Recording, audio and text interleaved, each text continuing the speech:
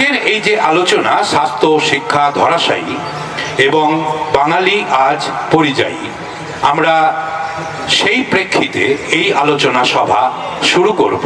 কি বক্তব্য রাখবেন অনির্বাণ বন্দ্যোপাধ্যায়? আপনার সময় শুরু হচ্ছে এখন। লড়াই দাঙ্গার এই বিষয়টাই নেই।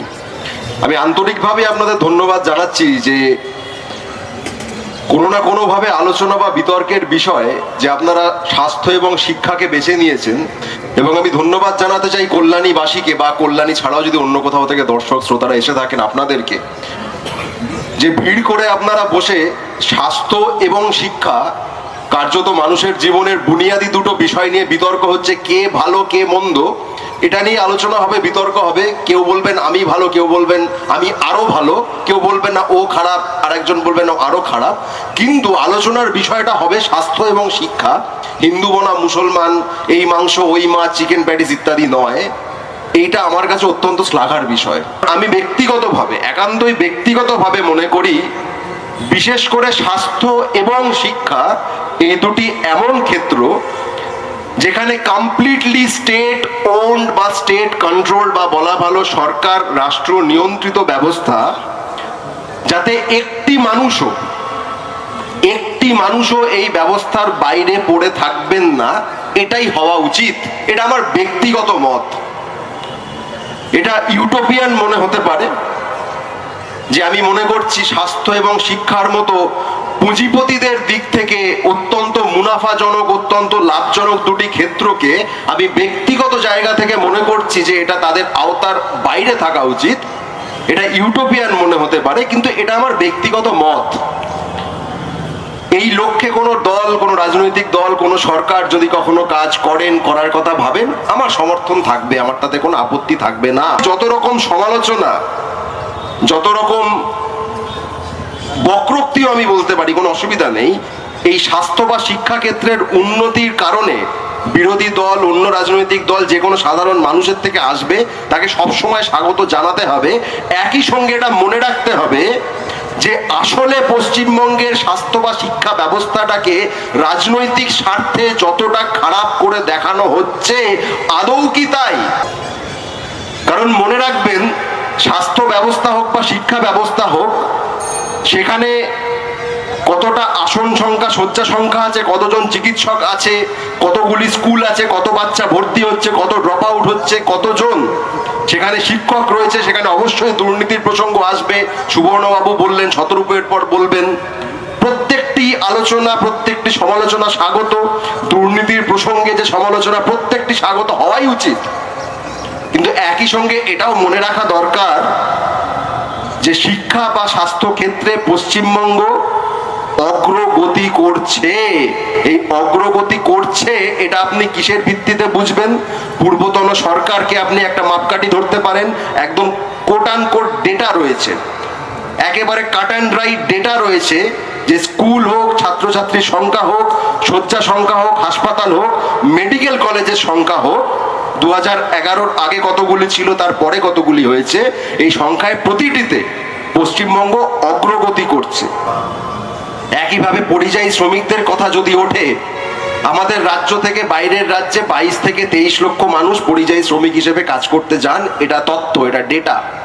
একই সঙ্গে এটাও ঠিক যে বিহারের বিজেপির মন্ত্রী পশ্চিমবঙ্গে এসে বলে যাচ্ছেন 2 কোটির বেশি বিহারের মানুষ পশ্চিমবঙ্গে করে কমে খাচ্ছে। আমি যদি শুধুমাত্র বিহারের সংখ্যাটাকেই ধরি, বিহারের মানুষের সংখ্যাটাকে ধরি, একটি রাজ্যের 2 কোটি মানুষ এখানে এসে থাকছেন, খাচ্ছেন, করছেন, পড়ছেন, আর আমাদের এখান থেকে 22 লক্ষ যাচ্ছেন। আমি চাই না 22 লক্ষ বাইরে যান, সে সংখ্যাটা কমাতে হবে, সেই সংখ্যাটা নিশ্চিতভাবে কমাতে হবে। এবং এই সংখ্যা নিয়ে যারা সমালোচনা করবেন, আমি জানি এরপরে শতরূপবাবু যখন বলতে উঠবেন, উনি কনভিনিয়েন্টলি ভুলে যাবেন যে 1991 সালে এই পরিযায়ী শ্রমিকদের সংখ্যাটা যেটা ছিল 11 লাখ মতো, সেটা 2011-র আগে গিয়ে পৌঁছেছিল 24 লাখে। এটা সরকারি তথ্য রয়েছে।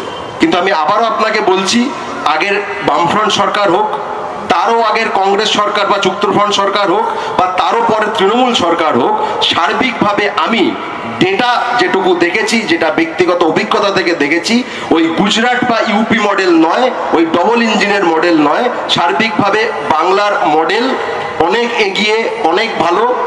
এবং মহামতি গোখেলের কথা এখনো বলতে পারি, বাংলা আজকে যা ভাবছে, আজকে যা করছে, ভারত আগামীতে সেটাই ভাবে, সেটাই করে। ধন্যবাদ। নমস্কার। দেখুন, আমি কোনো তথ্য পরিসংখ্যানের মধ্যে যাচ্ছি না, তার কারণ এই ধরনের আলোচনায় বিরাট একটা তথ্য পরিসংখ্যান দিয়ে আলটিমেটলি কতগুলো সংখ্যা হয় সেগুলো থেকে যায়, তার বেশি এর খুব একটা মানে আছে বলে আমার মনে হয় না। আমি তার বদলে সাধারণ একটা অভিজ্ঞতা বা সাধারণ একটা বোধের জায়গা থেকে আপনাদেরকেই জিজ্ঞেস করছি, যদি আপনারা নিজের মতো করে নিজের উত্তরটা ভাবেন, যে ধরুন এই কল্যাণীতেই, এই কল্যাণী শহরে, এই কল্যাণী একটা সময় আমাদের রাজ্যের একটা মানে কল্যাণী একটা শিল্প শহর, শিল্পাঞ্চল, কিছু শিল্পকে কেন্দ্র করেই একটা টাউনশিপ গড়ে উঠেছিল। এবং একটা সময় আমরা জানতাম যে মানে আমাদের কোনো আত্মীয় স্বজন যদি কল্যাণীতে থাকে, তাহলে অন্যান্য জায়গার লোকজন তাদেরকে জিজ্ঞেস করতো যে তোমাদের ওখানে কোনো চাকরি আছে, তোমাদের ওখানে কোনো কোম্পানিতে কোনো ভ্যাকেন্সি আছে, তাহলে আমার ছেলে পড়াশোনা হয়ে গেছে কি আমার মেয়ে এখন কাজ খুঁজছে, তাহলে তোমাদের ওখানে পাঠাবো। আর সেই কল্যাণী শহর, যেটা কিনা একটা সময় মানুষের চাকরি খুঁজতে আসার ঠিকানা ছিল, এখানে কত মানুষ এখানে রয়েছেন আপনাদের মধ্যেই আমার বিশ্বাস, যারা কিনা হয়তো এখানে প্রথম কি দ্বিতীয় প্রজন্ম, যারা হয়তো আদিবাসিন্দা অন্যান্য জায়গার ছিলেন, হয়তো আগের জেনারেশন কি আপনাদেরই জেনারেশন একটা সময় হয়তো এখানে কাজ করতে এসেছিলেন, তারপর এখানেই স্থায়ীভাবে বসবাস করেছেন, এখানকারই বাসিন্দা হয়ে গেছেন। এরকম এহেন কল্যাণী শহরে আজকে আপনাদের পাড়ায়, আপনাদের প্রতিবেশীতে, আপনাদের পরিবারে কটা এরকম পরিবার আছে বলুন তো, যে পরিবারের ছেলেমেয়েরা এখন এখানে আছে, কল্যাণীতে আছে, কি নৈহাটি, কি বীজপুর, কি কাঁচরাপাড়া, কি কলকাতায় কাজ করছে? কটা এরকম পরিবার আজকে কল্যাণীতে রয়েছে? আমাদের রাজ্যের আরো বিভিন্ন শহরের মতো এই কল্যাণীর মতোই ধরুন শিল্পকে কেন্দ্র করে গড়ে ওঠা টাউনশিপ, যেরকম আসানসোল থেকে শুরু করে দুর্গাপুর থেকে শুরু করে বিভিন্ন টাউনশিপ আছে আমাদের রাজ্যে, সেই টাউনশিপগুলোর মতো কল্যাণীরও চেহারা আছে একটা বৃদ্ধাশ্রমের মতো। বয়স্ক বাবা মায়েরা বাড়িতে রয়ে গেছেন, পরের প্রজন্ম কাজ করতে বাইরে চলে গেছে। তখন কথা বলছি, আমার বলতে খুব একটা আনন্দ হচ্ছে না, কথাটা বলতেও খারাপ লাগছে, কথাটা শুনতেও হয়তো খারাপ লাগবে, কিন্তু আপনারাও জানেন কথাটা খুব একটা মিথ্যে নয়। সেটা এখানে হতে পারে, গোটা বাংলাতেই বাড়িতে যে বয়স্ক বাবা মায়েরা এখন রয়েছেন, তারা মোটামুটি একটা বড় অংশের মানুষ, তারা মানসিক প্রস্তুতি নিয়ে নিয়েছেন যেদিন মারা যাব, মারা যাওয়ার পরে সঙ্গে সঙ্গে চিতার কাঠ বা কবরের মাটি জুটবে না। মারা যাওয়ার পরে প্রথমে 72 ঘন্টা মতো ফ্রিজে থাকতে হবে।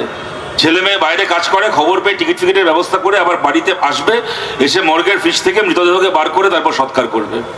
ঘরে ঘরে বয়স্ক মানুষেরা, আমাদের আগের প্রজন্ম, তারা কিন্তু এরকম একটা মানসিক প্রস্তুতি নিয়েই মমতা বন্দ্যোপাধ্যায়ের রাজ্যে আজকে বসবাস করছেন। অনির্বাণ অনেক তথ্য পরিসংখ্যান দিল, আমি সব মিথ্যাও বলছি না, যদিও সব সত্যি কিনা আমার জানা নেই, কিন্তু তবুও আমি সেই তর্কের মধ্যে না গিয়েও বলছি। ধরুন, এটা তো ঘটনা যে বামফ্রন্ট সরকারের সময় বিধানসভায় তালিকা প্রকাশিত হতো যে রাজ্যে কতগুলো নতুন স্কুল খুলছে, আর এই তৃণমূল সরকারের সময় বিধানসভায় দাঁড়িয়ে রাজ্যের শিক্ষামন্ত্রী ঘোষণা করেছেন যে 8,500 স্কুলকে রাজ্যে বন্ধ করে দেওয়া হচ্ছে, কেননা সেই স্কুলে ছাত্র নেই। স্কুল বন্ধ করার তালিকা প্রকাশিত হয়েছে। এটা তো ঘটনা যে এসএসসিতে আগে কারা চাকরি পাচ্ছে প্রত্যেক বছর সেই নামের তালিকা বেরোতো, এখন এসএসসি কে আদালতের নির্দেশে তালিকা বার করতে হয় কার কার চাকরি চলে যাচ্ছে। মাঝে মধ্যে এসএসসি কে নিয়ে অনির্বাণরা ব্যঙ্গ করে বলতো আমাদের সময় নাকি চিরকুটে চাকরি হতো। আমাদের সরকারের সময় চিরকুট অন্তত চাকরিটা হতো, আর এদের সরকারের সময় আমরা অরূপ বিশ্বাসের চিরকুট দেখছি, চিরকুটে চাকরি চলে যাচ্ছে। এসএসসি ছেড়ে দিন, চিরকুটে পর্যন্ত এখন চাকরি হয় না, চিরকুটে মন্ত্রীর চাকরি চলে যায়। এটা তো মিথ্যে নয়, এটা তো বাস্তবতা আমাদের রাজ্যে।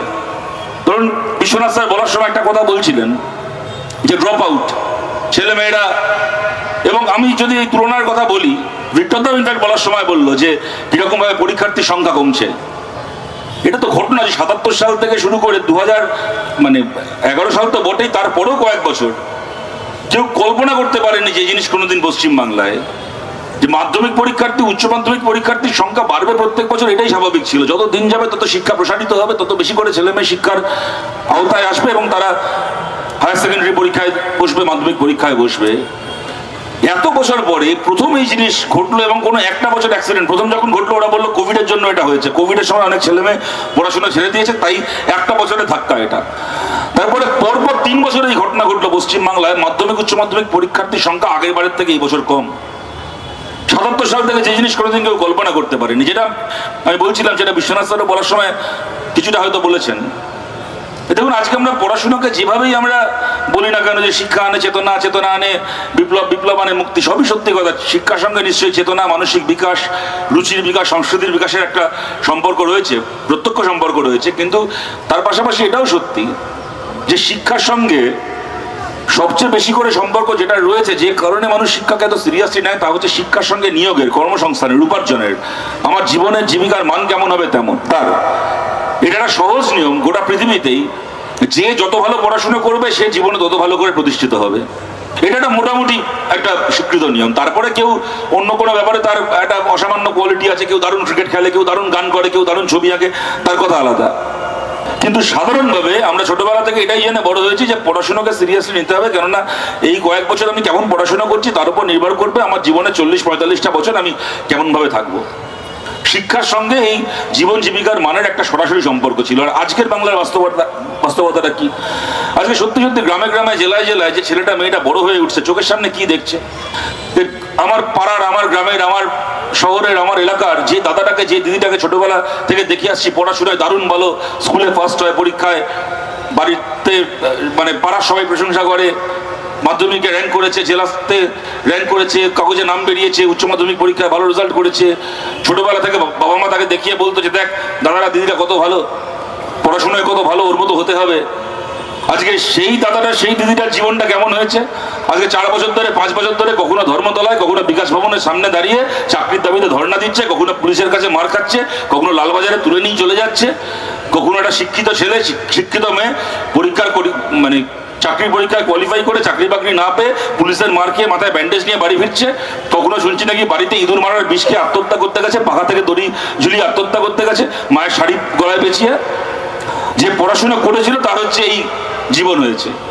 আর ছোটবেলা থেকে পাড়ার সবচেয়ে থার্ড ক্লাস যে ছেলেটা, যে ক্লাস 7 থেকে বিড়ি খায়, ক্লাস 9-এ পড়াশোনা ছেড়ে দিয়েছে, সাট্টা খেলে, জুয়া খেলে, মানে একেবারে সবচেয়ে রদ্দি মাল বাড়াচ্ছে, সে এখন তৃণমূলের নেতা হয়ে তার এখন 3টে বিয়ার বার হয়েছে হাইওয়ের ধারে, 6টা পেট্রোল পাম্প হয়েছে, কলকাতা শহরে 2টো ফ্ল্যাট হয়েছে, 2 বছর অন্তর বউকে নিয়ে বিদেশে বেড়াতে যায়।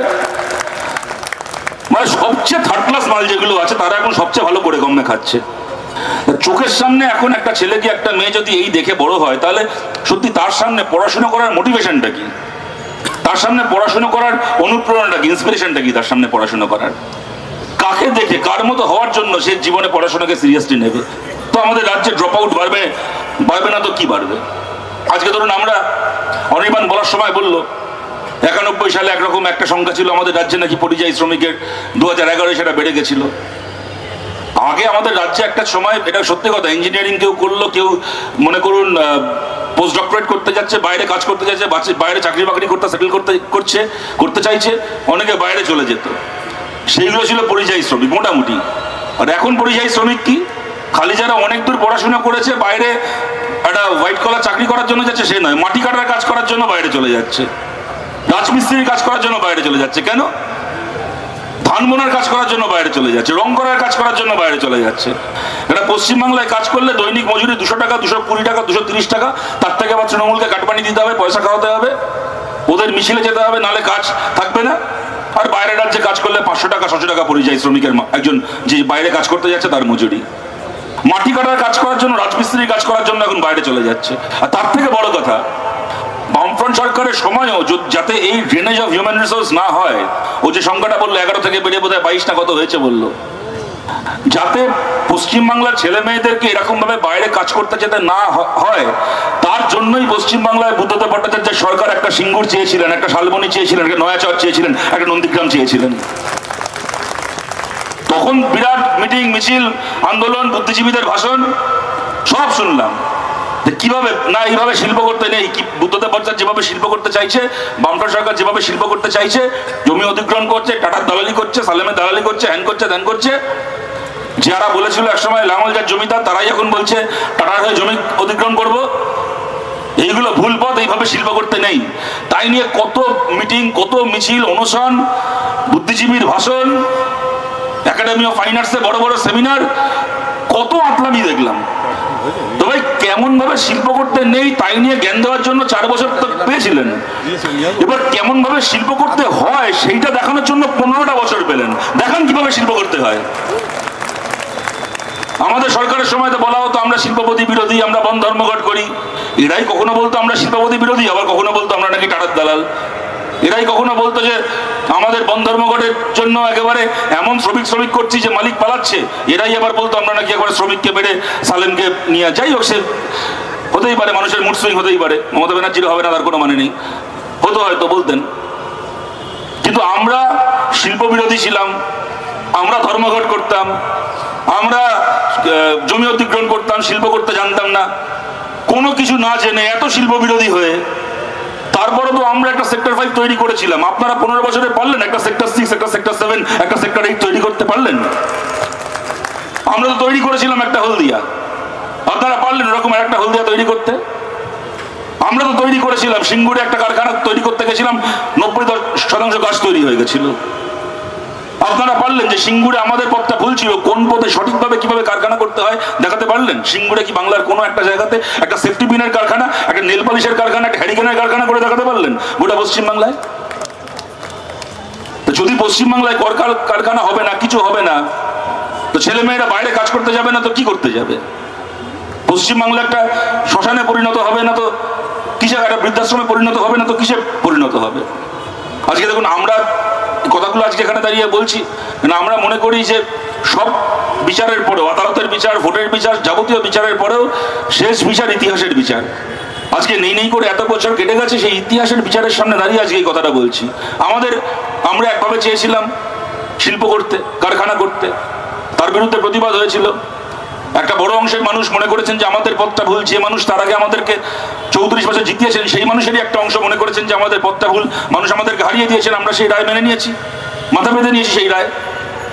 কিন্তু কেউ আমাদের অতি বড় বিরোধী আজকে কথা বলতে পারবেন যে সিঙ্গুরে যে বুদ্ধদেব ভট্টাচার্য কারখানা করতে গেছিল, সেই কারখানা করার বিনিময়ে বুদ্ধদেব ভট্টাচার্য কয়েক কোটি টাকা কাটমানি খেয়ে নিজের মেয়ের নামে ব্যাংক অ্যাকাউন্টে জমা করেছিলেন? কেউ বলতে পারবে যে নিরুপম সেনের 2 পয়সা ধান্দা ছিল, কাউকে কারখানা করতে দিচ্ছিল, কাউকে জমি দিচ্ছিল বলে তারই বিনিময়ে সম্পত্তি বানিয়েছিল নিজের পরিবারের জন্য? আজকে কেউ দাঁড়িয়ে বুকে হাত রেখে এই কথাটা বলতে পারবে? আমাদের অতি বড় বিরোধী বলতে পারবে এই কথা?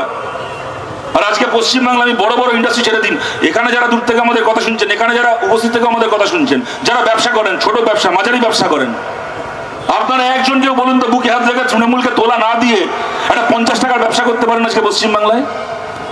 তৃণমূলের আজকে এই খেলা, কালকে ওই মেলা, কালকে তার নেতার ওই জামাই ষষ্ঠী, তৃণমূল কংগ্রেসে তোলা না দিয়ে সে আপনি পাড়ায় বিল্ডিং এর ব্যবসা, প্রমোটিং এর ব্যবসা করুন, আপনি কোনো একটা বড় দোকান করুন, ইটবালি সিমেন্ট সাপ্লাইয়ের ব্যবসা করুন, আপনি যে ব্যবসা করুন না কেন, আপনারা একটা কলেজ থাক, ইঞ্জিনিয়ারিং কলেজ করুন, প্রাইভেট মেডিকেল কলেজ করুন, কোনো ম্যানুফ্যাকচারিং কারখানা করুন, কোনো গার্মেন্ট কারখানা করুন, যাই করুন না কেন, তৃণমূলের নেতাকে পয়সা না দিয়ে আপনি পশ্চিমবাংলায় ব্যবসা করতে পারবেন? একজন ব্যবসাদার বুকে হাত রেখে বলতে পারবে আজকে এই কথা?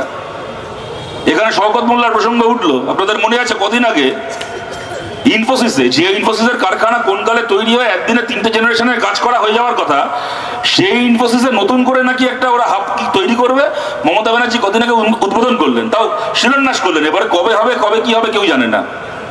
এরকম কত শিলান্যাস দেখেছি, কিন্তু যে কারণে কথাটা বলছি, তা শিলান্যাস করতে গিয়ে শওকত মোল্লাকে বলছেন, শওকত দেখবি তুই ওদেরকে ডিস্টার্ব করবি না, ওরা যেন কারখানাটা করতে পারে।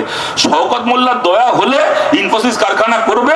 শওকত মোল্লার যদি পেট ভরাতে না পারে, ওরা শওকত মোল্লাকে ভালো করে পয়সা খাওয়াতে না পারে, তাহলে ইনফোসিস হোক আর যেই হোক না কেন পশ্চিমবাংলায় কারখানা করতে পারবে না। মমতা ব্যানার্জি দাঁড়িয়ে শওকত মোল্লাকে ইজারা ইত্যাদি দিয়ে আসছে। এটা যদি পশ্চিমবাংলার চেহারা হয় শিল্পের, ইন্ডাস্ট্রির, কলকারখানার, তাহলে বাংলার ছেলে মেয়েরা বাইরে যাবে না তো কি হবে? আজকে স্কুলে নিয়োগের প্রশ্ন, খালি প্রশ্ন এটা নয় যে কিছু ছেলে মেয়ের কাজ পাওয়ার কথা ছিল তারা কাজ পাচ্ছেন না, বঞ্চিত হচ্ছেন। যে ছেলে মেয়েগুলো শিক্ষা পাওয়ার কথা ছিল, যে ছেলে মেয়েগুলো শিক্ষা পাওয়ার কথা ছিল একজন যোগ্য শিক্ষকের কাছ থেকে, তাকে এখন ঘুষ দিয়ে চাকরি কেনা ছেলে মেয়ের কাছ থেকে পড়াশোনা করতে হচ্ছে। আমি বলছি পশ্চিমবাংলায় কলকারখানা নেই, কিছু নেই। আজকে যে ছেলেগুলো মেয়েগুলো স্কুলে পড়ছে, আজ বাদে কাল, আজকে আমরা আলোচনা করছি বাংলার ছেলে মেয়েরা কেন বাইরে কাজ করতে যাচ্ছে। আজ থেকে বলুন তো 2 বছর পরে, 3 বছর পরে এই ছেলে মেয়েগুলো যখন এমনকি বাইরে কাজ খুঁজতে যাবে, সেখানে গিয়ে অন্যান্য ভারতের অন্যান্য রাজ্যের ছেলে মেয়েদের সঙ্গে চাকরির পরীক্ষায় প্রতিযোগিতা করে চাকরি পেতে হবে। আজকে ঘুষ দিয়ে চাকরি কেনা শিক্ষকদের কাছে ক্লাসে পড়াশোনা করছে যে ছেলে মেয়েরা, তারা কোন শিক্ষার ভিত্তিতে আগামী দিনে এমনকি পরিযায়ী শ্রমিকটুকু হবে? তারা বাইরের রাজ্যে গিয়ে আর 5টা ছেলে মেয়ের সঙ্গে কম্পিট করে যে একটা চাকরি পাবে, সেই চাকরিটুকু তারা কি করে পাবে যদি তাদেরকে আজকে স্কুলের পড়াশোনার মান এই হয় যে পার্থ চ্যাটার্জিকে পয়সা দিয়ে চাকরি কেনা লোকেরা তার স্কুলে ক্লাস নিচ্ছে? তাহলে আজ বাদে কাল পরিযায়ী শ্রমিকটুকু পর্যন্ত বাংলার থাকবে না। এবং দেখুন, স্বাস্থ্য নিয়ে সময়ও কমে আসছে। সুবর্ণদা অনেকগুলো কথা, ও সরাসরি সুবর্ণদা স্বাস্থ্য ব্যবস্থার মধ্যে থেকে ব্যাপারটাকে দেখছেন, যে কথাগুলো বলেছেন, আমি সুতরাং স্বাস্থ্যকে নিয়ে বিরাট কোনো পুনরাবৃত্তি করছি না, আমি আমার কথাকে শেষ করে আনছি এইটাকে বলে। তাই মনে করুন স্বাস্থ্যতেও অনির্বাণ বললো ওই সময় এই বেড ছিল, এই সময় সেই বেড, আমি তো গুনে দেখতে যাইনি কটা বেড ছিল, কিন্তু এইটুকু আপনাদেরকে জিজ্ঞেস করছি, আজকে আপনারা কেউ যারা এখানে বসে আছেন, তৃণমূলকেও যারা ভোট দিয়েছেন যে মানুষেরা, আপনাদেরকেও জিজ্ঞেস করছি, মনে করুন আজকে আপনার বাড়িতে কারুর এখান থেকে রেফার করে দিল, আপনাকে নিয়ে যেতে হবে এসএসকেএমে কি আরজি করে কি এনআরএসে, তার কোনো ট্রিটমেন্টের জন্য, সে কোনো একটা কার্ডিয়াক কন্ডিশন হতে পারে, কোনো নেফ্রোলজিক্যাল কন্ডিশন যাই হোক না কেন। আপনাদের মধ্যে কেউ এরকম আছেন যার এই আত্মবিশ্বাস রয়েছে যে আমি এখান থেকে সোজা যাবো এসএসকেএমে কি আরজি করে কি এনআরএসে, পেশেন্টকে নিয়ে যাব, আমার রেফারেলের কাগজ দেখাবো, সঙ্গে সঙ্গে আমার পেশেন্ট ভর্তি হয়ে যাবে? কেউ আছেন? আজকে আমরা বলছি আমাদের সাধারণ মানুষের অবস্থা এমন, আজকে যদি আমাকে বলা হয় আমার বাবাকে কোনো সরকারি হাসপাতালে ভর্তি করতে হবে কোনো একটা চিকিৎসার জন্য, সেই হাসপাতালে কে ভালো ডাক্তার আছে খোঁজ করার আগে আমায় খোঁজ করতে হবে সেই হাসপাতালে আবার কে ভালো কন্ট্যাক্ট আছে সেটা শুনে রয়েছে। না হলে আপনি যত বড় তৃণমূলে সারা জীবন তৃণমূলকে ভোট দিয়েছেন, কিন্তু আপনি ভর্তি করতে পারবেন না।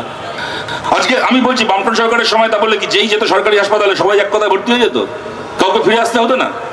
বামফ্রন্ট সরকারের সময় সরকারি হাসপাতালের বিভিন্ন দুর্বলতা নিয়ে খবরের কাগজে খবর হতো না, চিকিৎসার গাফিলতি হতো না, হাসপাতালে অপরিচ্ছন্নতার অভিযোগ ছিল না? 100 বার ছিল অভিযোগ। এত বড় একটা রাজ্য, এত মানুষ, গরিব মানুষের এত সংখ্যা, তারা সরকারি হাসপাতালের উপর নির্ভরশীল, যেতেন, অনেক সময় হয়েছে ফিরতে হয়েছে। কিন্তু আপনারা কোনোদিন এইটা কল্পনা করতে পারতেন যে আপনার কোনো পেশেন্টকে বামফ্রন্ট সরকারের সময় এসএসকেএমে নিয়ে গেছেন ভর্তি করাতে, তাকে ভর্তি করাতে পারবেন না এই কারণে না তার যে বেডে ভর্তি হওয়ার কথা সেই বেডে সিপিএম এর কোনো মন্ত্রী চুরি করে সিবিআই এর ঘরে সিবিআই থেকে পালানোর জন্য হাসপাতালটাকে 5 স্টার হোটেল বানিয়ে ওখানে ভর্তি করছে, আর কোন নেতার বাড়ির কুকুরের ডায়ালিসিস হচ্ছে, তাই নেতার বাড়ির কুকুর বিছানায় শুয়ে আছে বলে আপনার পেশেন্ট ভর্তি হতে পারবে না? কল্পনা করতে পারতেন কেউ কোনোদিন? সুতরাং এই সমস্ত হাজারটা তথ্য দিয়ে, হাজারটা এই ধরনের যুক্তি দিয়ে, যেটা বাস্তব, এই বাস্তবটাকে অস্বীকার করা যাবে না। আমার কথাটাকে আমি শেষ করছি। সুতরাং আপনাদের কাছে এইটা বলে দেখুন, অনেক সমালোচনা করা যায়, কিন্তু আমরা বামপন্থীরা আমাদের কংক্রিট দুটো এখানে বিকল্প প্রস্তাব রয়েছে, বিকল্প ভাবনা রয়েছে, যদি আমরা সুযোগ পাই, যেটাকে আমরা করতে চাই। এক, হাসপাতালে ভর্তি করার ক্ষেত্রে সেন্ট্রাল রেফারেল স্কিম সরকারি হাসপাতালের ক্ষেত্রে, যেটা কিনা আরজি করের আন্দোলনের সময় সুবর্ণদা থেকে শুরু করে অনেকের দাবি ছিল, যে আজকে যেরকম ভাবে আমরা ট্রেনের টিকিট বুক করি, যেখান থেকে আমাকে দিল্লি যেতে হবে, আমি একেবারে অনলাইনে দেখে নেবো যে রাজধানীতে কটা টিকিট, পূর্বায় কটা টিকিট, কালকা মেলে কটা টিকিট, দুরন্তয় কটা টিকিট, যেখানে যেরকম টিকিটের অ্যাভেলেবিলিটি সেই অনুযায়ী আমার বার্থ অ্যালটমেন্ট হবে। যদি টিকিট না থাকে ওয়েটিং লিস্টে টিকিট কাটবো, 1, 2, 3, 4 করে পরপর কনফার্ম হবে বার্থ। ঠিক সেই নিয়মে আজকের দিনে এটা সম্ভব। আজ থেকে 15 বছর আগে সম্ভব ছিল না, 20 বছর আগে সম্ভব ছিল না, আজকের তারিখে সম্ভব। এখন হাতে হাতে অ্যান্ড্রয়েড ফোন। সেন্ট্রাল রেফারেল সিস্টেমে সরকারি হাসপাতালে ভর্তি হোক, রাজ্যের সরকারের সেন্ট্রাল পোর্টাল থাকবে যেখানে যাবতীয় সরকারি হাসপাতালের প্রতি মুহূর্তের বেডের আপডেট থাকবে, ওইটাকে দেখে স্বচ্ছভাবে পেশেন্ট ভর্তি হবে। এবং শিক্ষার ক্ষেত্রে যেটা বামফ্রন্ট সরকার করে গেছিল ক্লাস 12 পর্যন্ত অবৈতনিক শিক্ষা, যেটা এর আগের সরকার করে গেছিল, এবার যদি আমরা সুযোগ পাই মাস্টার ডিগ্রি পর্যন্ত পশ্চিমবাংলার কলেজ বিশ্ববিদ্যালয়ে বিনা পয়সায় পড়াশোনা হবে। এই ব্যবস্থা আমরা পশ্চিমবাংলায় চালু করতে চাই, যদি আমরা মানুষের সেই সমর্থন পাই। ধন্যবাদ। তিনি মূলত মোটিভেশনের জায়গাটার কথা তুলে ধরলেন এবং জীবন জীবিকার সম্পর্ক যেটা ভেঙে গেছে তার বিকল্প সন্ধান সেটাও তিনি তুলে ধরলেন। কাটমানি থেকে ঘুষ দিয়ে চাকরি, সবটাই তার বক্তব্যে উঠে এসছে। বিশেষ করে বঙ্গ সিপিআইএম এর এই যে কান্নাকাটিটা আজও গেল না। কিন্তু বিষয়টা হচ্ছে গুড ক্যাপিটালিস্ট টাটা এই মাত্র কিছুদিন আগে সিপিআইএম এর পরম বন্ধু নাকি রাজনৈতিক শত্রু জানি না, বিজেপিকে 750 কোটি টাকার বেশি অনুদান দিয়েছে। এবং বিষয়টা হচ্ছে তারা বিজেপিকে 750 কোটি টাকা অনুদান দেওয়ার ফলে তারা খারাপ হয়ে যাচ্ছে না ভালো হয়ে যাচ্ছে, এই ব্যাপারটা এরকম নয়। ব্যাপারটা এরকম যে মাঝে মাঝে গুলিয়ে যায় বঙ্গ সিপিএম এর কথা শুনতে শুনতে, যে সিপিআইএম দলটার যে প্রথম শব্দ সেটা কি আদৌ কমিউনিস্ট এখনো রয়েছে, নাকি পাল্টে গিয়ে capitalist party of India, M for whatever হয়ে গেছে। কারণ এই পুঁজিবাদের বিরুদ্ধে যত কথা আজকে ভিক্টর বাবুর মুখে শুনলাম, বঙ্গ সিপিএম এর মুখে সেসব কথা আর শোনাই যায় না, অথচ ইতিহাসের বিচারে, শতরূপের ভাষায় যেটা ইতিহাসের বিচারে আয়রনিটা হলো এই কংগ্রেসকে পুঁজিবাদের দালাল হিসেবে ঠাউরে আজীবন লড়াই করবার রাজনৈতিক সংগ্রামের ডাক যে দলটি দিয়েছিল এক সময়, তার নাম সিপিআইএম। চুরি জোচ্চুরি ইত্যাদির প্রশ্নে গলি গলি মে শোর হ্যায়, রাজীব গান্ধী চোর হ্যায়, বোফোর্স কেলেঙ্কারি ইত্যাদি, এই দেওয়াল লিখনটা সিপিআইএম এরই ছিল। এবং গ্লোবালাইজেশন, নিও লিবারাল ইকোনমি, এসিজেড এর বিরোধিতা অন্তত খাতায় কলমে যে দলটি সোচ্চারে বা বলা ভালো জোচ্চরের মতো আসলে করেছিল, তার নাম সিপিআইএম। অথচ সেই সিপিআইএম যে রাজ্যে 34 বছর ক্ষমতায় থেকেছে, সেখানে কিভাবে শিল্প করতে হয় সেই হ্যান্ডবুকে প্রথমেই ছিল এসিজেড করতে হবে। তাদের সেন্ট্রাল কমিটি, তারা প্রস্তাব পাস করছে যে এসিজেড করা যাবে না, কারণ এটা শ্রমিক বিরোধী, এটা আন্তর্জাতিক পুঁজিবাদীদের ষড়যন্ত্রের অংশ, এসিজেড করা যাবে না। আর গুড ক্যাপিটালিস্টদের নয়নের মণি মাননীয় বুদ্ধদেব বাবু বলছেন এসিজেড ছাড়া তো উন্নয়ন হবে না ভাই। সিপিএম বলছে একটু তো জমি চাই, ওইটুকু দেবে না তোমরা? না হয় একটু লাঠির বাড়ি মারলাম, কি এমন ক্ষতিটা করলাম? তার বিরুদ্ধে যারা কথা বলেছিলেন তারা শতরূপদের চোখের বিষ, একাডেমির বুদ্ধিজীবী ইত্যাদি। মমতা বন্দ্যোপাধ্যায় রাজনৈতিক বিরোধী, স্বাভাবিক সমালোচনা করবেন। সমস্যাটা হচ্ছে এই বুদ্ধিজীবীরা বা এমনকি মমতা বন্দ্যোপাধ্যায় যে কড়া ভাষায় এই জমি অধিগ্রহণের নামে যে অত্যাচার সিঙ্গুর, নন্দীগ্রাম ইত্যাদি জায়গায় হয়েছিল তার বিরোধিতা করেছিলেন, তার চেয়ে ঢের কড়া ভাষায়, ঢের কঠিন ভাষায় এর সমালোচনা যিনি করেছিলেন, তাদের একজনের নাম হচ্ছে এবি বর্ধন। তিনি ছিলেন সিপিআই এর one of the top most leaders at the time. এই এবি বর্ধনও কি শতরূপের ভাষায় আমি কি বলবো, মমতা বন্দ্যোপাধ্যায়ের অনুসারী বা সেই বুদ্ধিজীবীদের অংশ ছিলেন? বোধহয় তো ছিলেন না। যে সময় পশ্চিমবঙ্গে সিঙ্গুরে জমি অধিগ্রহণ, নন্দীগ্রামে জমি অধিগ্রহণ নিয়ে বিতর্ক আন্দোলন চলছে, প্রায় একই সময় পার্শ্ববর্তী রাজ্য ওড়িশায় পস্কো কোম্পানির জন্য জমি অধিগ্রহণ নিয়ে সরকারের সঙ্গে সরাসরি সংঘাতে যারা গেছিল তাদের নাম সিপিআই এবং সিপিআইএম।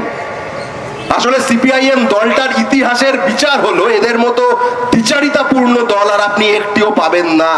এরা যখন ক্ষমতায় নেই এদের মতো বিপ্লবী আর দুটো নেই, যদিও ফেসবুকে বিপ্লবটা বেশিরভাগ ক্ষেত্রে সীমাবদ্ধ থাকে আজকাল। আর যখন ক্ষমতায় আছে এদের থেকে বড় পুঁজিবাদের দালাল আসলে আর কেউ নেই। অন্যান্য রাজ্যে আদানি বিরোধী আন্দোলন, আন্দোলন নয় মুখে বলা, বুলি, আদানি বিরোধী বুলি বলতে এরা যতটা অগ্রসর, যে একটি মাত্র রাজ্যে টিম টিম করে চলছে, সেখানে মাননীয় বিজয়ন মহাশয় সবই ছিল শতরূপের জন্য। তাই আমি অধ্যাপক বিশ্বনাথ চক্রবর্তীকে থামিয়ে শতরূপকে অগ্রাধিকার দিতে চাইছি। রিপন উইঙ্কেলের গল্প পড়েছিলাম না, যে একটা লোক ঘুমিয়ে পড়েছিল, 20 বছর পরে ঘুম ভেঙেছে, জানেই না যে মাঝে পৃথিবীটা পাল্টে গেছে। অনির্বাণকে দেখলে না মাঝে মধ্যে মনে হয় 2011 সালের এপ্রিল মে মাস নাগাদ বোধহয় সিঁড়ি থেকে পড়ে গিয়ে মাথায় চোট পেয়ে অজ্ঞান ফজ্ঞান হয়ে গেছিল, আজ সকালবেলা জ্ঞান ফিরেছে। ও জানেই না যে এর মধ্যে 15 বছর মমতা ব্যানার্জির গভর্নমেন্ট চালানো হয়ে গেছে। সিপিএম এর গোষ্ঠী ষষ্ঠী পুজো করে গেল। আরে ভাই, সিপিএম হেরে গেছে, সিপিএম চালাচ্ছেন না গভর্নমেন্ট এখন। আমরা যদি আজকে ভালো থাকি তাহলে মমতা ব্যানার্জির জন্য ভালো আছি, আর যদি এখন আমাদের মামাটি মানুষ হয়ে গিয়ে থাকে তাহলে মমতা ব্যানার্জির জন্য মামাটি মানুষ হয়ে গেছে। এখন সিপিএম এর সেন্ট্রাল কমিটি কি রেজলিউশনে লিখেছিল, জমি অধিগ্রহণ হ্যান ত্যান। জমি অধিগ্রহণ বিরোধী লড়াই করে মমতা বন্দ্যোপাধ্যায় ক্ষমতায় এসেছিলেন। ক্ষমতায় এসে দেউচা পাচামিতে লাখ লাখ টাকা মাইনে দিয়ে কতগুলো বুদ্ধিজীবী পুষেছেন, যাদের কাজ হচ্ছে সরকারের টাকায় মাইনে নিয়ে ওখানকার আদিবাসীকে জমি থেকে উচ্ছেদ করে আদানিকে সেই জমি ট্রান্সফার করা। এই কল্যাণী থেকে কয়েক কিলোমিটার এগুলো ফারাক্কার আমবাগান দিয়ে বিজেপি প্রজেক্ট করেছে, আদানিকে স্যাংশন করেছে। আদানি বিজেপির গভর্নমেন্টের স্যাংশন করা প্রজেক্ট, যে ফারাক্কা দিয়ে তার নিয়ে গিয়ে বাংলাদেশে বিদ্যুৎ বিক্রি করবে। তার জন্য আদানিকে ওই আমবাগান দখল করে ওখানে বিদ্যুতের পোল লাগাতে হবে। মমতা ব্যানার্জি ওখানকার বামপন্থী এবং কংগ্রেস কর্মীদেরকে মানে এমনভাবে মারলেন, একজন কংগ্রেস কর্মীর স্ত্রী থানায় গিয়ে তার পাশে বসে তার স্বামীকে চিনতে পারছে না, তার চেহারা এমন পাল্টে গেছে। কুকুরের মতো মাটিতে ফেলে মমতা ব্যানার্জি মেরেছে। কেন না, আদানির জন্য ফারাক্কার আমবাগানের জমিটাকে তুলে দিতে হবে। বিজেপি সিপির আর আদানির যৌথ প্রজেক্ট, এখানে মমতা বন্দ্যোপাধ্যায় পাহারাদারিত্ব করছেন। এদের কাছ থেকে এখন জমি অধিগ্রহণ নিয়ে জ্ঞান শুনতে হবে। কিন্তু ওই তফাৎটা একটাই, টাটার জন্য জমি অধিগ্রহণের সিদ্ধান্ত ঠিক হোক, ভুল হোক, ভালো হোক, খারাপ হোক, তার জন্য 10টা নয়া পয়সা কখনো সিপিএম এর কোনো নেতার অ্যাকাউন্টে ঢোকেনি। আর আদানির জন্য এই জহুজুরি করতে গিয়ে তৃণমূলের অ্যাকাউন্টে ইলেকট্রাল বন্ডে 1600 কোটি টাকা ঢুকেছিল, 1600 কোটি টাকা। এটা হচ্ছে ওদের সাথে আমাদের তফাৎ। তাই সিপিএম এর সি ফর ক্যাপিটালিস্ট কিনে জানি না, কিন্তু টিএমসি মানে হচ্ছে টাকা মারা কোম্পানি। এই নিয়ে পশ্চিমবাংলার 5 বছরের বাচ্চাদের কোনো সন্দেহ নেই।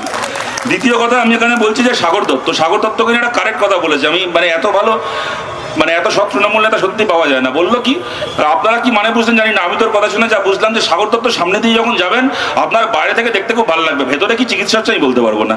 সত্যি কি সরল না, এর থেকে সত্যি কথা আর কিছু হতে পারে? সরকারি হাসপাতালগুলোকে বাইরে থেকে দেখতে ফ্যান্টাস্টিক হয়েছে, ভেতরে গেলে লোক মরে যাচ্ছে। কি মিষ্টি সেটা আবার দাঁড়িয়ে মাইকে বলছে। কিন্তু আমি বলছি আপনাদেরকে, এইটার পেছনেও না আমরা এটাকে নিয়ে ঠাট্টা তামাশা ব্যঙ্গ বিদ্রুপ করতে পারি, কিন্তু এইটার পেছনে ঠান্ডা মাথার রাজনীতি রয়েছে। মুশকিল হচ্ছে যে কোনো সাগর দত্ত বলুন কি যে কোনো হাসপাতালের সামনে দিয়ে, যেমন এই সাগর দত্তের কথা বলছে দাঁড়িয়ে লজ্জা করছে না বলতে, আর্জি করণীয় কত ঘটনার পরে আপনাদের মনে আছে সাগর দত্ততে সরকারের পুলিশের গার্ডের চেকপোস্ট বন্ধ ছিল, ভেতরে ডাক্তারদেরকে পেটানো হয়েছিল। ওখানে এই যখন আর্জি করে আন্দোলন যখন তুঙ্গে, সেই সময় সাগর দত্তে ঘটনা ঘটেছিল। সেই সাগর দত্ত নিয়ে বড়াই করছে যে সামনে দিয়ে যখন যাবেন দেখবেন বাইরেটা দেখতে খুব সুন্দর হয়েছে। আসলে এই রাজনীতিটা হচ্ছে, একটা সাগর দত্তের মতো হাসপাতালের ভেতর যদি চিকিৎসা করায় 10 জন, তো সামনে রাস্তা দিয়ে হেঁটে যায় 100 জন। যদি ভেতরে এখন আমাকে ইসিজি মেশিন, ইউএসজি মেশিন, তার আর 5টা তার এক্সরে মেশিন, এমআরআই মেশিন বসাতে হয়, ডাক্তার দিতে হয়, নার্স দিতে হয়, ওষুধ রাখতে হয়, তার বেনিফিট পাবে ভেতরে 10টা লোক। 10টা লোকের ভোট পাবো আমি বড় জোর। আর তার বদলে ওই টাকা দিয়ে যদি বাইরে আমি নীল সাদা রং করি আর মমতা ব্যানার্জির বড় বড় ছবি টাঙিয়ে দিই, তাহলে সামনে দিয়ে হেঁটে যাবে 100টা লোক। যাওয়ার সময় দেখে বললে, বাহ দেখেছো বামফ্রন্টের আমলে ভাঙাচোরা বাড়ি ছিল, এদের আমলে কি সুন্দর ঝাঁচকচকে হাসপাতাল হয়েছে। 100টা লোকের সামনে আমার বিজ্ঞাপন হবে। এইটা হচ্ছে মমতা ব্যানার্জির সরকার চালানোর পলিসি। এই পলিসি দিয়ে পশ্চিমবাংলার মানুষের আখেরে কোনো ভালো হচ্ছে না খারাপ হচ্ছে, এটা আমরা বিচার করি। আসুন দেখুন, এই যে এখানে এর আগে বলার সময় বলা হয়েছিল, কদিন আগে দেখলাম মমতা বন্দ্যোপাধ্যায় কাজ করা না করা এত কিছু নিয়ে কথা হচ্ছে। বুদ্ধদেব ভট্টাচার্যের আমলে বুদ্ধদেব ভট্টাচার্য, জ্যোতি বসু তাদের ভাবনা ছিল যে পশ্চিমবাংলায় কল কারখানা করতে হবে। কালকেই আমি চাইলে সবাই সরকারি চাকরি পাবে না, সরকারি চাকরি একদিকে নিয়মিত রিক্রুট করতে হবে, অপরদিকে বেসরকারি চাকরির সুযোগ তৈরি করতে হবে পশ্চিমবাংলায়, যাতে ছেলেমেয়েরা মোটামুটি কাজকর্ম করে খেয়ে পড়ে বাঁচতে পারে। আবার 5টা লোক চাকরি করবে, করে মাইনে পাবে, সেই টাকা তারা আবার খরচা করবে, সেই খরচায় 5টা লোকের ব্যবসা হবে। এইরকম ভাবে একটা অর্থনীতি চলবে। মমতা ব্যানার্জির বিকল্প মডেলটা কি? এই যে কদিন আগে দেখলেন, মাঝে মধ্যেই উনি, আগে শুনতাম বাংলার অগ্নিকন্যা, এখন মাঝে মধ্যেই ভোট আসলে বাংলার অগ্নিকন্যা বাংলার ঘুগনিকন্যা হয়ে যান। কদিন আগে দেখলেন আবার ঘুগনির বিজ্ঞাপন করেছেন, যে বউকে বলবে বাড়িতে ঘুগনি রান্না করে দিতে, যে বর গিয়ে রাস্তায় বিক্রি করবে, ভালো ইনকাম হবে। দেখুন, আমি কথাটা কোনো ব্যঙ্গ বিদ্রুপ করে বলছি না। ঘুগনি বিক্রি করা, চা বিক্রি করা কোনো খারাপ কাজ না, কোনো ছোট কাজ নয়। অন্ততপক্ষে অনির্বাণের পার্টির নেতাদের মতো ওই লোকের চাকরি বিক্রি করা, গরু বিক্রি করা, চুরির বালি কয়লা বিক্রি করার থেকে সম্মানের সঙ্গে রাস্তায় দাঁড়িয়ে ঘুগনি বিক্রি করা, মাথা উঁচু করে বাঁচার মতো একটা জীবন। ওই অভিষেক ব্যানার্জির মতো বাংলার চোর হওয়ার থেকে একজন ঘুগনি বিক্রেতা হওয়া একটা মানুষের মতো মানুষ হওয়ার পরিচয়। আমার সেই নিয়ে কোনো সন্দেহ নেই। কিন্তু কথাটা আমি এই কারণে বলছি, ভাই বাংলার সাধারণ ঘরের ছেলেমেয়েরা রাস্তায় ঘুগনি বিক্রি করবে, আর আপনার ভাইপো গিয়ে গরু বালি কয়লা বিক্রি করবে। আপনার ভাইপোকে বলতে পারতেন, তোমার বউ রুচিতা ব্যানার্জিকে বলো ঘুগনি রান্না করে দিতে, তুমি বাটি নিয়ে বিক্রি করো, এই কি বলে বাটি নিয়ে ঘুগনি বিক্রি করো, বালতি নিয়ে ঘুগনি বিক্রি করো। তোমার ভাইপোর বউ দুবাই থেকে সোনা পাচার করবে, তোমার ভাইপোর শালি হচ্ছে ওই কয়লা স্মাগলিং করে অ্যাকাউন্টে টাকা ঢুকিয়ে সিঙ্গাপুর পালাবে, আর পশ্চিমবাংলার সাধারণ ঘরের ছেলেমেয়েরা পড়াশোনা করে বসে থাকবে, তাকে মুখ্যমন্ত্রী দাঁড়িয়ে বলবেন ঘুগনি বিক্রি করো। একবার বলেন কি কাশফুল দিয়ে বালিশ তৈরি করো, কদিন পরে আবার বলবেন মাকড়সার জাল দিয়ে মশারি তৈরি করো। এইগুলো হচ্ছে পশ্চিমবাংলার শিল্প হবে। সুতরাং দেখুন, আমি কথাটাকে আমার এই কারণে শেষ করছি যে এদের না এই সরকার চালানোর নাম করে এখানে সিপিএম এটা খারাপ করেছে, বিজেপি ওইটা খারাপ করেছে, কংগ্রেস ওইটা খারাপ করেছে। তুমি সরকার খালি বিরোধীদের দিকে আঙুল দেখিয়ে নিজের উত্তর দেওয়ার প্রতিটা দায়কে এড়িয়ে যাবে।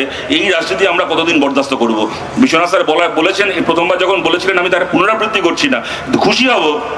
অনির্বাণ আজকে এই কল্যাণী বইমেলা কর্তৃপক্ষকে যে অভিনন্দনটা জানালো, এই অনির্বাণ যদি কোনোদিন মমতা ব্যানার্জিকে এই অভিনন্দনটা জানাতে পারে যে কি ভালো আপনি অন্ততপক্ষে সরকারের টাকায় মন্দির তৈরি না করে আর ইমাম ভাতা পুরোহিত ভাতা না করে সরকারের টাকায় আপনি কলকারখানা তৈরি করছেন, সেই দিনটার দিকে তাকিয়ে আছি যেদিন অনির্বাণ এই অভিনন্দনটা মমতা ব্যানার্জিকে জানাতে পারবে।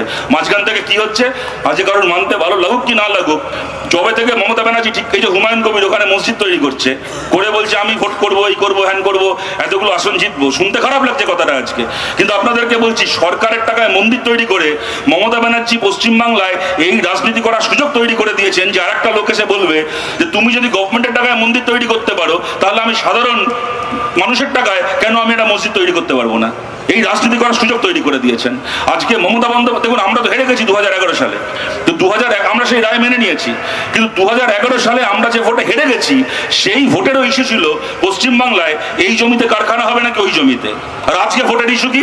পশ্চিমবাংলার এই মন্ত্রীটা জেলে যাবে নাকি ওই মন্ত্রীটা, এই মাটিতে মসজিদ তৈরি হবে নাকি ওই মাটিতে মন্দির তৈরি হবে। আমাদের হেরে যাওয়ার মধ্যে দিয়েও একটা সুস্থ গণতন্ত্র জিতেছে, যেখানে ভোট হয় একটা রুটির দাবিতে, শিক্ষার দাবিতে, কাজের দাবিতে, একটা ভোটের এজেন্ডা হয়। আমরা হেরে গেছি, সেই ভোটে আমরা পরাজিত হয়েছি, কিন্তু আমরা পরাজয়ের মধ্যে দিয়েও মানুষের এই এজেন্ডাগুলোকেই সামনে সারিতে রেখে গেছি। আর এরা আসার পরে কি বললো? 1 কোটি ভোট এরকম ভাবে এরা জিততে পারে, হারতেও পারে, কিন্তু আলটিমেটলি পশ্চিমবাংলার একজন তৃণমূল ঘরের সাধারণ ছেলে মেয়েও হারলো, যে ছেলেটা, যে মেয়েটা এখন ঘরে বসে দেখছে তার জন্য মমতা ব্যানার্জি দীঘায় জগন্নাথের মন্দির বানাবে, হুমায়ুন কবির বেলডাঙ্গায় বাবরি মসজিদ বানাবে, আর তৃণমূল পরিবারের একটা সাধারণ ছেলে, একটা সাধারণ মেয়ে কি করবে? হাতে বাটি নিয়ে ওই মন্দির মসজিদে সিঁড়িতে বসে ভিক্ষে করবে, সে জীবনে চাকরি বাকরির মুখ দেখবে না। এইরকম একটা পশ্চিমবাংলার তৃণমূল সমর্থকদের জন্য মমতা ব্যানার্জি তৈরি করেছেন। ধন্যবাদ।